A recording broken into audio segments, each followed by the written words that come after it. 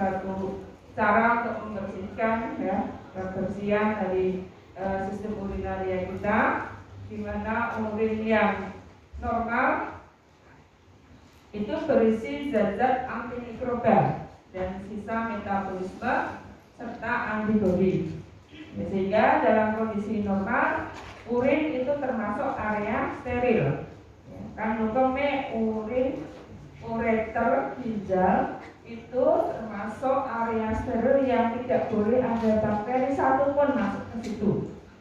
Karena kalau ada bakteri yang masuk pasti akan menyebabkan infeksi. Apapun kumannya ya, meskipun itu adalah flora normal, itu kalau masuk ke area steril maka menjadi patogen. Ya, misalnya ya, Escherichia coli ya yang ada di saluran pencernaan itu tidak menyebabkan infeksi yang di saluran pencernaan. Tapi kalau E. coli ini bermigrasi masuk ke sistem urinaria, dia menjadi patogen. Flora normal seperti flora normal. Misalnya Staphylococcus ya, itu di uretra bagian bawah menjadi flora normal. Tapi kalau dia masuk sampai ke kembali menjadi patogen. Jadi sisa-sisa metabolisme tadi ya sangat berfungsi tadi untuk menjaga kesehatan pada traktus urinaria ya, terutama pada lymphome. Ini karena urin itu termasuk media yang bagus untuk pertumbuhan semua mikroorganisme. Bakteri, jamur, virus itu kalau ada di urin semua bisa tumbuh. Dalam waktu cepat dia berkembang biak, berkolonisasi. Kenapa? Karena urin itu ya ada karbohidrat, ada protein, ada lipid dan lain sebagainya, mineral, yang itu semua dibutuhkan oleh umat untuk bermultiplikasi ya. Nah, kemudian flora normal ini keberadaannya ada di bagian di sini ya, saluran kemih bagian atas itu sebagai area steril. Sedangkan yang di bagian bawah itu terdapat flora normal ya, jadi uretra bagian bawah saja yang ditumbuhi oleh mikroorganisme yang masuk dalam kelompok flora normal ya. Misalnya yang paling banyak Lactobacillus. Lactobacillus ini banyak dibutuhkan terutama untuk wanita ya, terutama kaitannya dengan untuk menjaga agar beta vagina tetap asam ya, ada kondisi 3. Nah ini Lactobacillus ini secara alamiah kalau ada sampai wanita itu pada usia menjelang lansia ya. Kalau sudah menopause, Lactobacillus ini jadi tidak ada. Jadi fungsinya dia itu akan memanfaatkan glikogen dipecah menghasilkan bakteri asam yang bersifat asam ya. Jadi Lactobacillus termasuk bakteri asam pekat ya, sangat dibutuhkan. Dan kadang kalau kita kurang itu bisa ditambahkan dengan kita mengkonsumsi probiotik ya, misalnya dengan susu fermentasi atau yogurt dan lain sebagainya, itu bisa dimanfaatkan untuk menjaga ini bagian kesehatan uretra bagian bawah. Jadi ada kuman-kuman yang lain, nah ini biasanya kuman-kuman ini akan membentuk satu lapisan di uretra bawah yang fungsinya adalah untuk menahan jangan sampai bakteri atau mikroba patogen itu bisa masuk ke lambung kemih. Jadi dia sebagai pertahanan flora normal ini ya. Nah, bagaimana caranya? Ya kuman dengan membentuk lapisan itu ya, dia akan menutup seluruh permukaan reseptor yang ada pada uretra bawah. Dulu pernah saya terangkan kalau terjadinya infeksi itu harus diawali kuman itu menempel pada reseptor. Reseptor itu terletak di mana? Bisa kita? Bagian apa? Yang tahu? Dan belajar histologi mengenal membelah sel ya, lapisan bilayer itu ada bagian protein yang disebut dengan sebagai reseptor. Reseptor ini yang akan mengenali kuman-kuman itu bisa menempel di situ atau tidak. Syarat pertama untuk terjadi infeksi harus menempel dulu di reseptor. Kalau reseptor-reseptor ini ditumbuhi oleh flora normal, akibatnya yang tadi dia akan tidak bisa menempel. Kalau nggak bisa, ya tidak akan terjadi infeksi. Karena syarat utama terjadi infeksi harus terjadi adhesi. Adhesi itu penempelnya antara bagian dari bakteri ya yang disebut faktor adhesif dengan bagian dari sel manusia di membran sel yang disebut dengan reseptor. Ini harus cocok antara adhesif dengan reseptor. Jadi kalau ini fungsi flora normal di situ menutup seluruh permukaan reseptor, jadi dia nggak kena. Tapi bisa juga flora normal ini menghasilkan suatu zat antimikroba yang disebut dengan bakteriosin atau polisin ya. Nah, fungsinya untuk apa? Ya, ini sebagai zat antimikroba dia akan membunuh bakteri-bakteri yang asing. Jadi kalau di uretra bawah, di vagina ya, itu banyak bakteriosinnya ya. Kuman yang asing tidak bisa menginfeksi, atau tidak akan bisa menembus pertahanan pada bagian abdomen atau sistem urinari. Ada pertanyaan? Vagina ya, ini normal dikendalikan secara hormonal, pertama adalah estrogen ya, kemudian ini lactobacillus membuat menjadi asam laktat, fungsinya asam laktat di situ menyebabkan pH menjadi selalu asam. Mayoritas kuman-kuman patogen itu pH-nya pada pH normal, netral, pH 7 ya, setelah sampai 7 ya, ketika dia berada di suasana yang asam akan mati. Kemudian juga lactobacillus ya, tadi kaitannya dengan flora normal, dia mensekresi H2O2, toksik bagi kuman anaerob. Gluten peroksida ini fungsinya adalah untuk mendegradasi atau merusak inti dari bakteri. H2O2 kenapa toksik bagi kuman anaerob? Karena kuman-kuman anaerob tidak bisa menetralkan H2O2 menjadi reaksi lanjut. Beda dengan kuman yang aerob. Kuman aerob, kuman mikroaerofilik itu punya namanya sistem sitokrom ya. Sistem sitokrom itu bisa menetralkan H2O2 ini menjadi H2O plus O2 yang non toksik.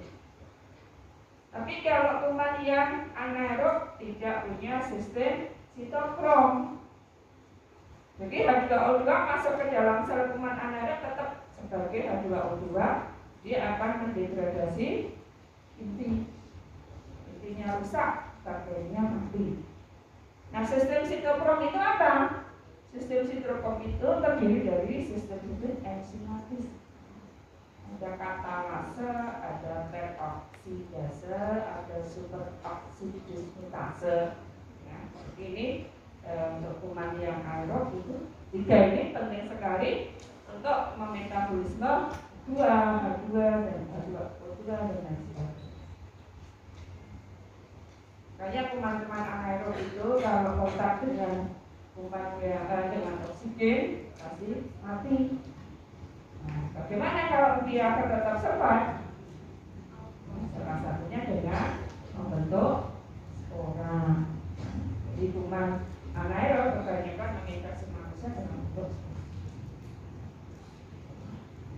Pre dan postmenopause sensitif terhadap infeksi, jadi kaitannya dengan keberadaan flora normal yang makin sedikit jumlahnya, terutama adalah lactobacillus, sehingga untuk wanita yang menopause itu pH-nya, pH vagina itu selalu menjadi ke arah netral, pH 7, sehingga pH 7 itu semua kuman bisa tinggal di situ ya, dan merupakan pH optimal untuk pertumbuhan semua mikroorganisme.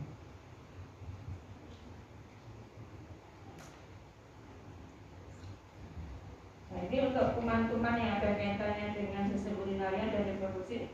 Ini reproduksi saya masukkan sedikit ya, karena pada blok reproduksi itu kuliah mikrobiologi sudah tidak ada, jadi saya sampaikan di sini. Begitu juga untuk praktikumnya disisipkan di blok urinaria ini ya, termasuk pemeriksaan kuman gonore ya. Ini saya singgung sedikit, nanti akan lebih didetailkan mungkin yang ke arah klinis gitu ya di blok 17 blok reproduksi. Jadi di sini bakteri ya, itu tadi sudah saya sampaikan bahwasanya kuman ini bisa masuk ke situ, ke dalam sistem urinaria karena tadi semuanya adalah kaitannya dengan bila termasuk yang area steril, namun bisa terjadi infeksi itu karena ada reaksi inflamasi ya, reaksi inflamasi di urotelium karena masuknya mikroorganisme ya. Di sini ada dua, yaitu bagian bawah ya, misalnya Microorganism cystitis prostatitis. Kemudian bagian atas bisa menyebabkan urinaritis, absces renal, absces urinary ya. Nah ini biasanya kalau kuman itu sudah masuk ke kandung kemih ya, itu akan terjadi di sini kumannya masuk, itu akan membentuk suatu lapisan bakteri yang disebut dengan biofilm namanya ya. Biofilm itu kumpulan dari bakteri-bakteri dan produknya ya, produknya dalam bentuk enzim, dalam bentuk satu toksin dan lain sebagainya ya. Bisa juga orang kena ESK itu karena dari kateter ya. Misalnya pasien yang dipasang kateter karena tidak bisa pipis dan lain sebagainya, atau karena terjadi mungkin sedang tidak boleh naik turun dari tempat tidur ya, harus dipasang kateter. Nah kateter ini juga bisa sebagai tempat podantrinya ya, pintu masuknya bakteri ke kandung kemih. Bakteri masuk ke kateter, biasanya ini adalah kaitannya dengan sistem sterilitas, aspek sterilitas dari kateter ya. Jadi kuman masuknya lewat ini tadi uretra bagian bawah naik ke atas ya, kemudian dia ada di kandung kemih. Nah di kandung kemih ini ya tadi kalau semua kuman kalau sudah masuk di sini bebas ya, dia tidak harus menempel dulu. Kenapa tidak harus menempel? Karena di kandung kemih urinnya itu berisi sisa-sisa metabolisme. Dia bisa menggunakan di situ makan dan lain sebagainya, berkembang biak itu bisa. Beda dengan bagian yang tadi yang tidak ada dan uretra bawah. Uretra bawah dia menggunakan makanan dari jaringan, jadi harus menempel dulu, dikenali dulu oleh reseptor. Tapi kalau sudah masuk ke media pertumbuhan, dia nggak perlu menempel. Seperti Anda misalnya kemarin mengkultur bakteri ya, sterilisasi ya, nah, gitu. Ditumbuhkan misalnya pada media yang cair, nggak usah menempel di tabung. Kenapa? Sudah tersedia makanan sekitarnya, langsung dipakai bisa. Ya aja kalau di dalam larutan atau cairan dalam tubuh, bakteri apapun, bakteri virus harus bisa semuanya langsung, nggak usah perlu menempel. Masuk ke aliran darah, ya terjadi bakteri ini ya. Juga bakteri nggak usah menempel di dinding pembuluhnya, langsung aja menggunakan media itu sebagai pertumbuhan. Kenapa? Ya, karena di situ kaya akan nutrisi ya. Kalau semua di cairan-cairan ya, cairan otak, cairan darah, terutama yang di darah, urin itu kaya nutrien. Nah kalau sudah terjadi di sini dia kenyang ya, setelah makan ya, berkembang biak, membelah, nanti akan membentuk lapisan namanya tadi saya sebutkan biofilm. Terbentuk lapisan di sini banyak ya. Nah kita sistem imunitas kita akan diaktifasi, ya. Diaktifkan. Wah ini ada kuman patogen ya. Harusnya di situ nggak ada kuman, kok ada. Yaudah ini yang pasukannya darah putih, makrofag, PMN dan lain sebagainya masuk ke situ, diabetes ya. Diabetes itu kalau leukosit dan lain sebagainya itu kan bisa selambungnya bisa memanjang, ya. Dia bisa menarik migranya ya, makan gitu ya. Jadi mungkin banyak makin banyak. Nah, kalau terjadi aktivasi dari sistem imunitas tubuh, maka akan terjadi reaksi inflamasi. Itu sebagai efek samping kalau sistem imunitas kita teraktivasi. Kalau terjadi reaksi ini kemudian apa? Terjadi luka. Ya, luka di sini akibatnya ketika berkomit terasa sakit karena ada luka. Ini kalau kumannya makin banyak kan bisa menutup, dan juga akhirnya bisa membentuk satu lapisan yang bisa menutup bagian awet orang berkemih terganggu. Nah, kalau di sini ternyata banyak sekali, ya, kumannya banyak karena berkembang biak terus dan sistem imunitas kita kalah, ya. Dia akan naik ya ke ureter, ini bagian ureter ini, naik ke atas sampai akhirnya ke ginjal. Ya, terjadi pneumonia. Di sini dia juga berkolonisasi. Kalau dari sini ya, kemudian nanti dia akan diabetes masuk ke aliran darah. Terjadilah bakterinya. Kalau itu penyebabnya jamur ya bisa terjadi virusnya. Kalau itu penyebabnya virus ya virusnya. Itu ya. Itu caranya. Bagaimana kuman ini bisa menyebabkan infeksi ya, mulai dari bawah bisa naik ke atas sampai ke sini. Nanti kalau sudah ke aliran darah ya bisa diedarkan ke seluruh tubuh. Ya, ini kalau terjadinya hanya di ureter, tidak bisa ke sini, bisa misalnya sistem imunitasnya masih bagus ya bisa menghandle ya hanya sampai di atas, jadi di bawah sini aja. Tapi kalau sudah gagal ya bisa masuk ke ginjal. Ginjal sistemnya lemah, masuk ke aliran darah. Aliran darah sistemnya lemah yang bisa menginfeksi ke seluruh organ tubuh. Organ tubuhnya di mana? Jadi semua tempat, semua organ kalau di situ sistem imunitasnya tidak bagus, rendah, kuman kebetulan menemukan reseptor yang cocok, ya dia tinggal di situ.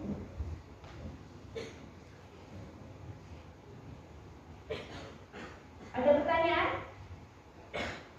Ya.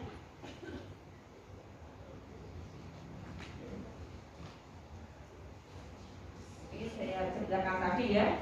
Jadi prosesnya mulai dari ascending, kuman masuk dari flora normal, bisa dari usus, bisa dari infeksi vagina, peritoneum penis, perineum atau sekitar anus, yang itu sebagai sumber-sumber dari infeksi saluran kemih.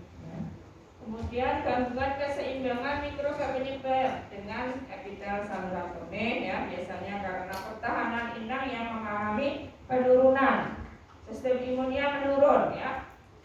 Jadi salah satu penyebabnya ya yang kebanyakan ISA itu menginfeksi pada lansia ya.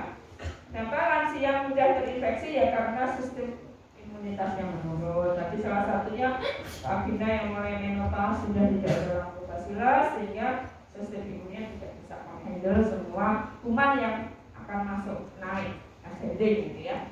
Atau virulensi agen meningkat ya. Misalnya kuman itu juga mengalami namanya mutasi ya. Sekarang kan COVID-19 sudah mengalami mutasi banyak varian ya. Nah, biasanya kalau kuman yang virus RNA mudah sekali mengalami mutasi karena ketemu makanan yang beda, ketemu yang beda sudah berubah gitu ya. Kalau bakteri memang agak lama mutasinya, tetapi dia bisa mengalami perubahan seiring dengan perubahan iklim. Ya, perubahan iklim itu biasanya cuaca, suhu, kelembaban dan lain sebagainya, termasuk UV matahari itu bisa menjadi faktor-faktor penyebab kuman itu mengalami mutasi. Biasanya kalau terjadi mutasi, virulensinya meningkat. Ya. Kenapa meningkat? Karena apa?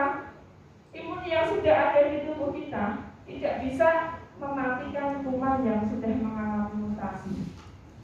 Jadi bahayanya mutasi itu kaitannya dengan virulensi ini.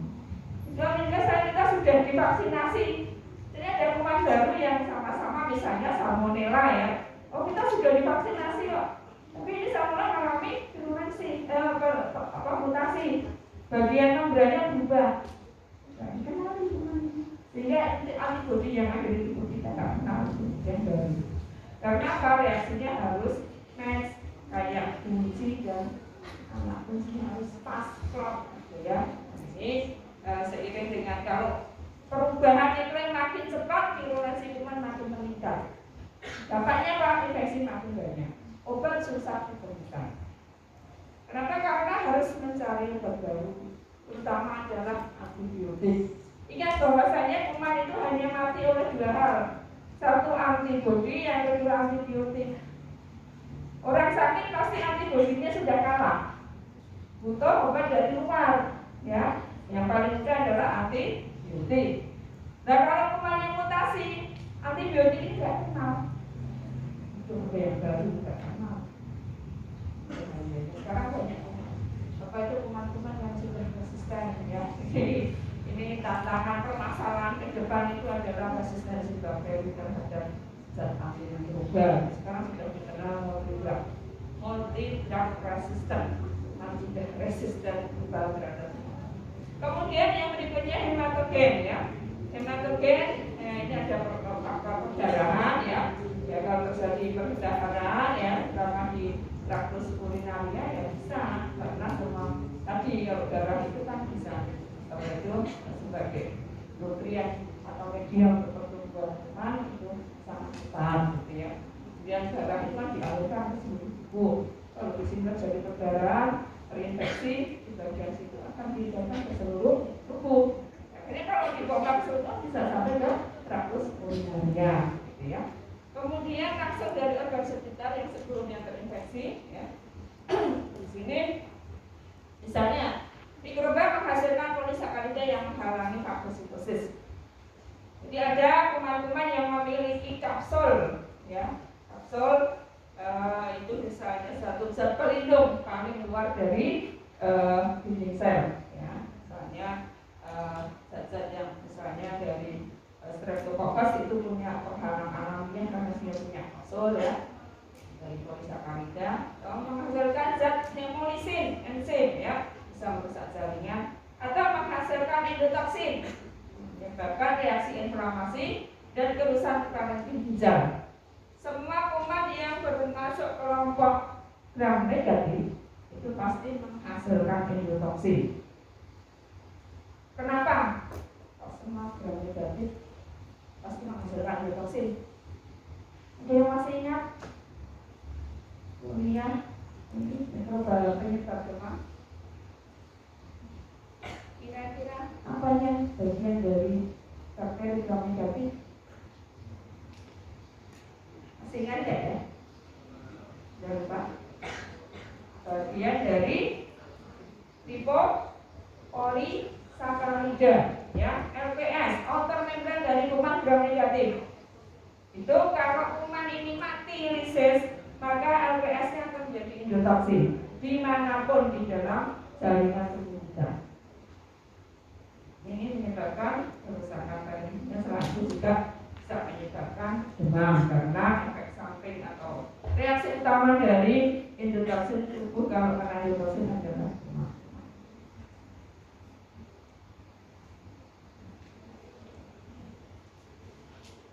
Ini untuk apa? Pada laki-laki, ya, ini mikroba masuk uretra, prostat, hati darah dan sebagainya.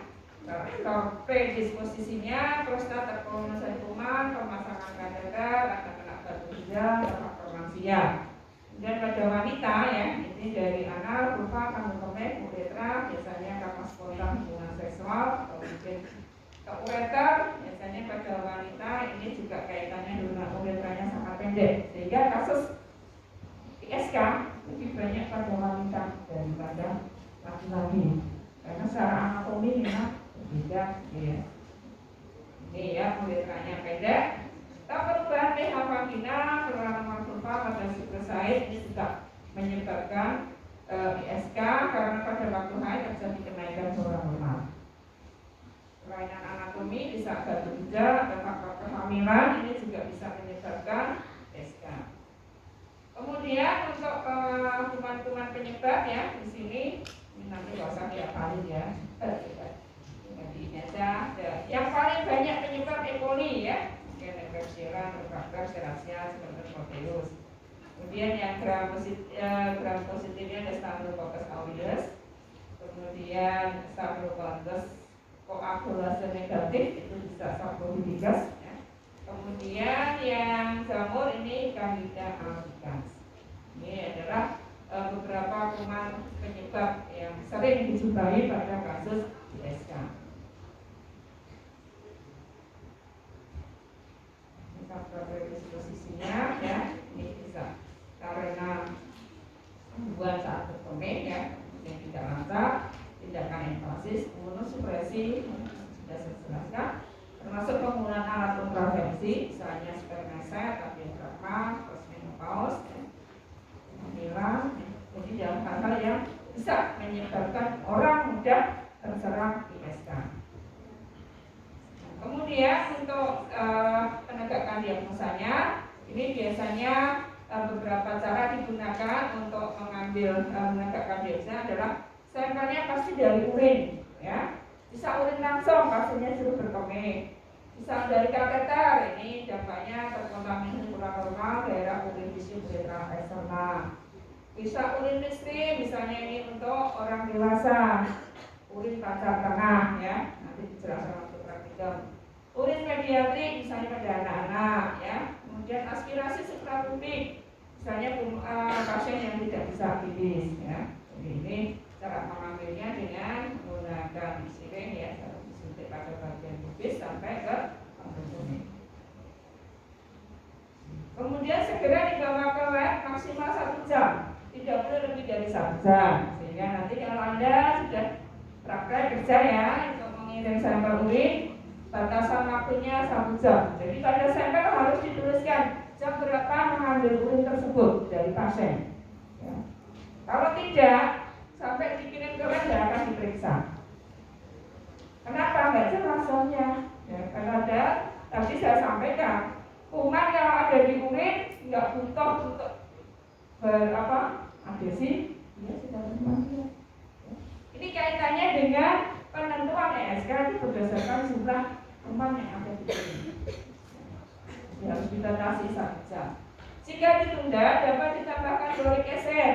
Boric acid itu asam yang bisa menghambat perkembangbiakan bakteri, tetapi tidak mematikan.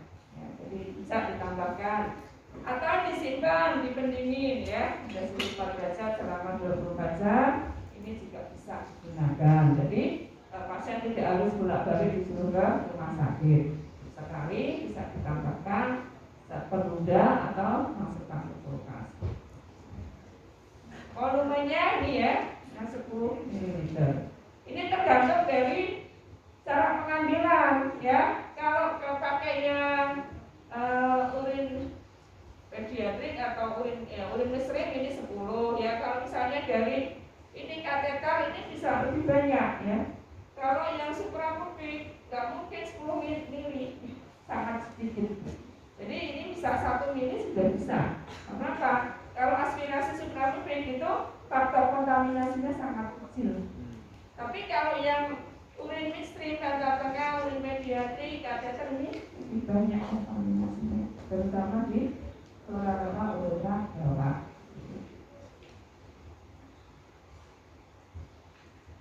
Kemudian pemeriksaannya ya ini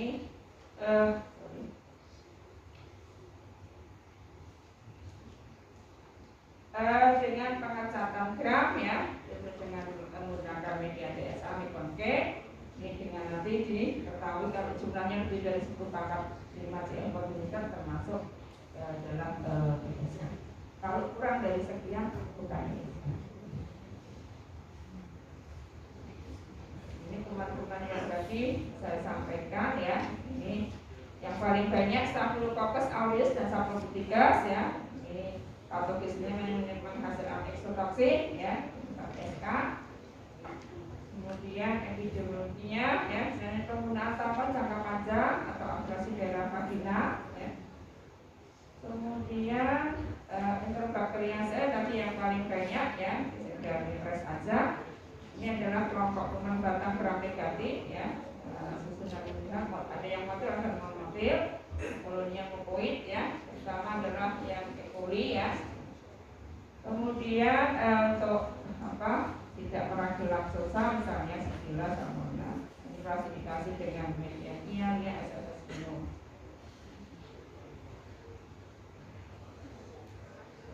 Ini ya, jadi dengan pewarna amudrak ya. Kemudian juga punya antigen O, H, K, dan antigen V ya. Produk ekstrasanya bakterosin, polisin, biosin, endotoksin, exotoksin. Ini ya, yang fermented, laktosa dan non fermented. Ini misalnya proteus ya, misalnya enterobacter ya. Kalau yang ini adalah misalnya Escherichia coli. Tetap untuk identifikasi apa ya, untuk kuman-kuman yang kaitannya dengan penyebab ISK, selain dihitung jumlah kumannya juga dilakukan identifikasi. Kira-kira penyebabnya apa? Apakah multi organisme, gram positif, gram negatif, atau hanya gram negatif saja? Tentu pengobatannya akan berbeda. Beberapa hal yang penting kaitannya penyebab ISK, terutama tadi sudah saya sebutkan, paling banyak adalah E. coli. Dan Proteus, Pseudomonas, Klebsiella, ya, Serratia, Enterobacter. Kemudian ada juga Bacteria vaginosis, ini juga ada kaitannya dengan penyebab gangguan pada vagina ya. Ini juga kadang menyebabkan nyeri ketika berkemih ya. Nah, ini biasanya penyebabnya adalah bakteri Gardenia vaginalis, Mycoplasma, kemudian Absorbensia karena ada penurunan pH vagina, penurunan normal dan metabolisme anaerob. Mayoritas banyak wanita yang terserang bakteri vaginosis, terutama ketika sedang terjadi stres. Dan stresnya menyebabkan terjadi kebutuhan. Ini salah satu, kalau misalnya yang paling sensitif adalah organ reproduksi, dia ketika stres ya. Vaginosis yang meningkat sehingga terjadi fisiologi. Ini bisa kami dari pasangan. Tapi terutama adalah ada kaitannya dengan perubahan pada ini ya, imunite ya. Perubahan normal juga bisa. Untuk jamur yang paling banyak adalah jamur Candida. Candida ini penyebab paling banyak adalah albicans 90% ya, yang banyak dan sedikit. Tapi kalau kita itu agak sulit untuk mengidentifikasi sampai ke arah spesies karena keterbatasan mikroskop yang kita miliki ya. Sehingga biasanya orang terserang Candida ya hanya Candida sp saja ya, dan bisa diidentifikasi sampai ke arah spesies. 75% wanita usia subur pernah mengalami vaginitis. 30% ada infeksi, ya, Yersinia, terutama dalam pada saluran pencernaan. Flora normal di traktus gastrointestinal, pada kulit, pada noda mukosa. Jadi juga sama, Candida ini juga bisa menyebabkan infeksi kalau terjadi perubahan sistem imunitas. Atau juga Candida itu juga banyak menyebabkan ini mengkontaminasi pada kateter.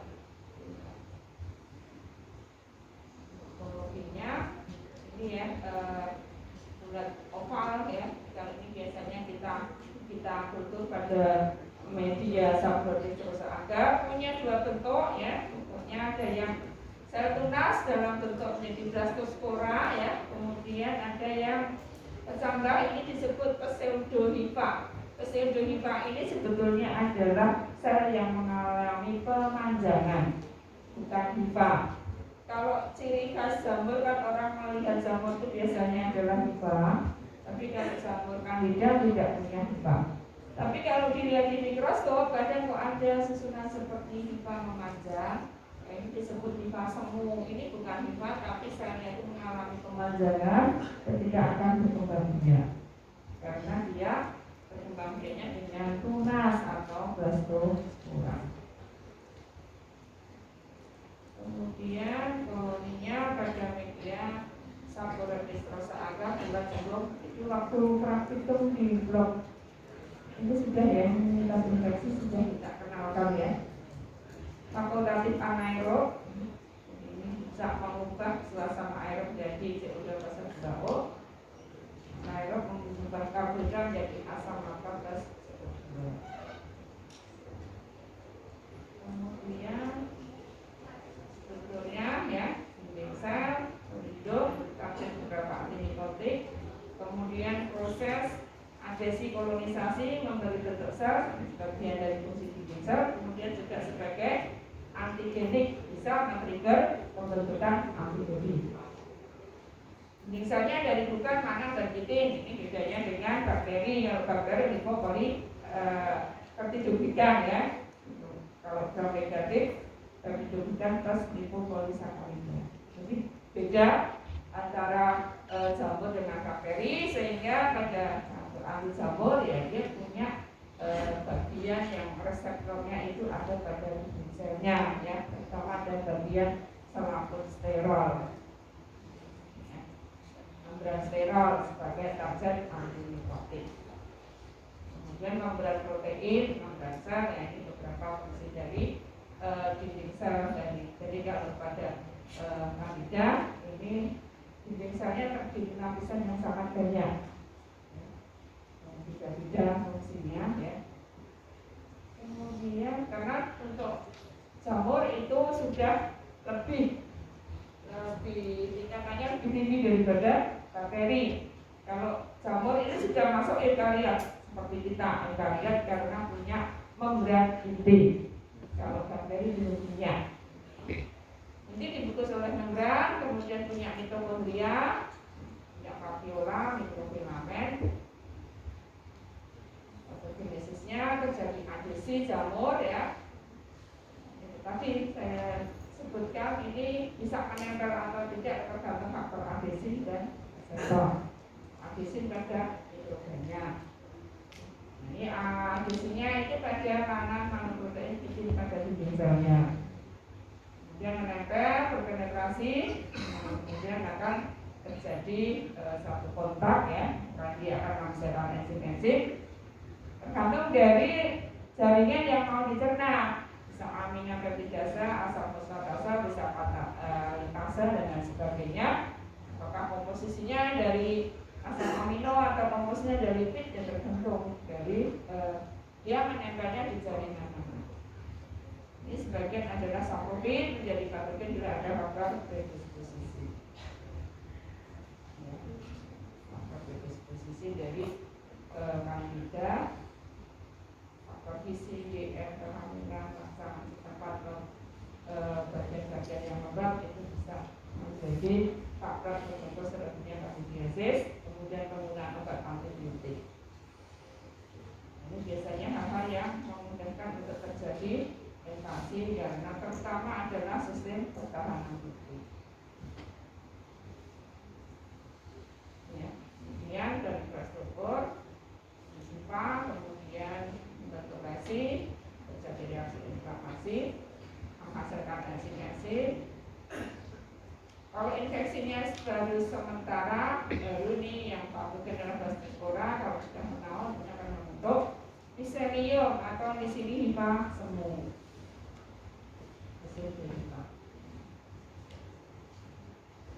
Ini terutama yang kaitannya dengan ISK itu termasuk infeksi yang infeksi yang termasuk sistemik ya, jadi dia akan menghasilkan kandidiasis alat-alat dalam. Yang ini abaikan saja ya, termasuk yang sini. Ini adalah terutama menyebabkan bisa ISK, endokarditis, sakitopenia atau meningitis. Diagnosa ya, mikroskopik dengan ini bisa menggunakan gram, semua gram negatif ya, dan gram positif ya. Kemudian bisa juga bisa dari urin, bisa urin dari penderita SK langsung dilakukan pengecekan gram. Kalau dijumpai seperti ini, lebih positif adalah mudah. Ini biasanya tadi diukur dulu ya.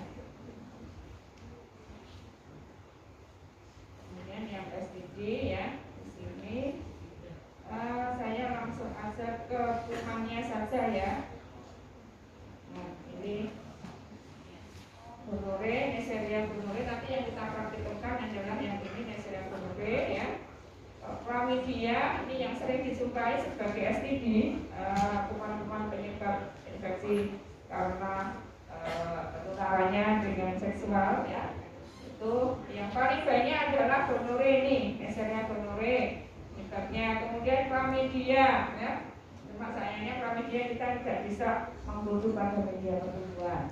Kemudian sipilis oleh Treponema pallidum ya. Kemudian untuk yang viral nanti disampaikan oleh Dr. Inayati. Saya bagian yang bakteri dan jamur saja ya. Nanti yang virus itu sama Dr. Inayati. Nah ini gonore ini penyebab paling banyak ya di sini.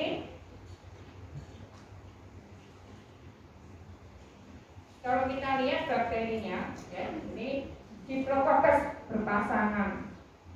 Nah, kemudian gramnya negatif. Kalau dari penderita ya, penderita yang punya kelainan bentuknya campur nanah, ya.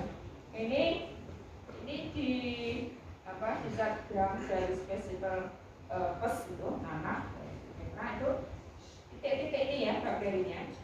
Bukan yang besar-besar ini, yang kecil-kecil ini berpasangan. Ya. Ini ada di dalam sel-sel DNN. Ini adalah kalau yang besar-besar ini apa? Ada yang tahu? Sel apa? Sel darah putih. Pernah nggak melihat sel darah? Bedanya sel darah merah dan sel darah putih? Terletak pada inti. Ya, kalau sel darah merah tidak punya inti, sel darah putih punya inti, ada yang B, ada yang monosil, basosil, neutrophil dan lain sebagainya. Masing-masing kan punya bentuk inti berbeda. Ya, ada belajar di BK ya. Nah ini ada di dalam, kalau ada di dalam sel leukosit berarti infeksinya baru. Jadi terjadi semuanya bisa masuk ya, kemudian di vagina atau di saluran reproduksi, kemudian nanahnya kan kita periksa. Tapi kalau sudah di luar leukosit, di luar sel-sel ini berarti infeksinya sudah masuk. Kemudian faktor toleransinya adalah fibrinnya ini ya, fibrin. Kemudian LPS untuk polisakarida punya zat pelindung IgA protease. Ya ketika dimakan oleh makrofag tetap hidup. Sudah dimakan ini, jadi jangan keluar dari sini, masuk di luar isinya ya. Menghasilkan katalase, biofenol, oksidasi, detoksi, antigennya, lipid, karbohidrat, protein. Jangan ini saya 1 sampai 1 hari, pria beberapa kritis, wanita ini pada gonore bawah dan hepatitis, bagian tengah endometriosis atau PID ya. Bisa menyebabkan komplikasi sertikamia meningitis dan endokarditis. Biasanya terjadi adesi, kemudian survive ya. Nah tadi punya sistem yang bisa melindungi ya. Masih bakterinya. Kalau pada bisa ditularkan ketika ibu ini hamil, bisa ditularkan ke anaknya menyebabkan kelainan okalnya neonatal.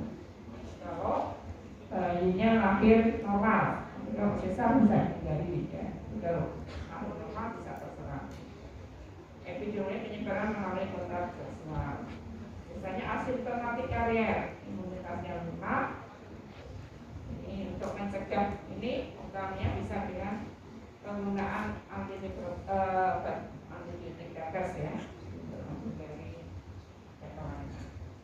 Kemudian berikutnya sifilis ya, ini kumannya adalah berbentuk sigilang, gram negatif. Faktor virusnya adalah hidrofraktur herbicida glucocalis. Kuman ini tidak bisa dibunuh, jadi kalau mau lihat itu harus langsung dari spesimen dari sekret ya, pas atau nanah, kemudian dilakukan melihat di mikroskop medan gelap. Jadi tidak pakai cahaya, yang dilihat adalah gerakannya. Genesis kuman terpenetrasi di membran mukosa. Kemudian menyebar ke kelenjar getah bening, ke aliran darah, terjadi bakterinya, menyebabkan lupus dulu di kulit, gejalanya sampai lupus, lesi. Kemudian